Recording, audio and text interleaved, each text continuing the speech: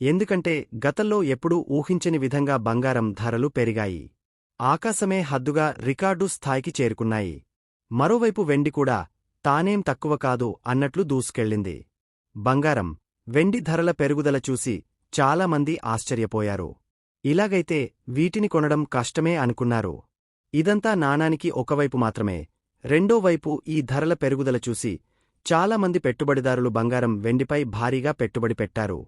మరి ఈ ధరల పెరుగుదల ఈ కొత్త ఏడాది 2026లో కూడా కొనసాగుతుందా? లేదా పెట్టుబడిదారులు బంగారం, వెండిపై ఈ ఏడాది పెట్టుబడి పెట్టాలా? వద్దా? ఆర్థిక నిపుణులు ఏమంటున్నారో ఇప్పుడు తెలుసుకునే ప్రయత్నం చేద్దాం. అమెరికా తీసుకుంటున్న నిర్ణయాలు బంగారం ధరలపై తీవ్ర ప్రభావం చూపుతున్నాయి. వెనిజులాపై దాడి, లాటిన్ అమెరికా దేశాలకు వార్నింగ్ వంటి వాటితో పెట్టుబడిదారులు అలర్ట్ అవుతున్నారు. సేఫ్ హెవెన్గా భావించే బంగారమీదకు తమ పెట్టుబడులను మళ్లిస్తున్నారు. దీంతో పసిడి ధరలకు రెక్కలు వస్తున్నాయి. తాజాగా బ్యాంక్ ఆఫ్ అమెరికా, బోఫే, తాజా లోహాల పరిశోధనపై నివేదికను విడుదల చేసింది.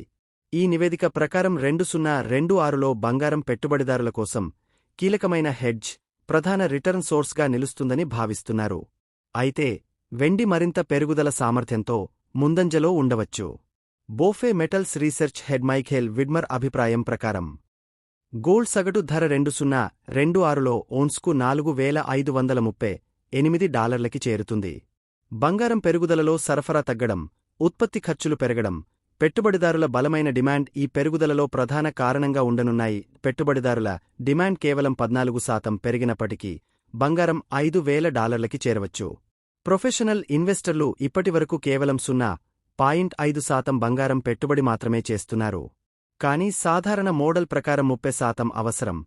కాబట్టి వృద్ధికి పెద్ద అవకాశముంది. సో మొత్తంగా 2026లో బంగారం, వెండిపై పెట్టుబడి పెట్టడం లాభదాయమే అని ఆర్థిక నిపుణులు అంచనా వేస్తున్నారు.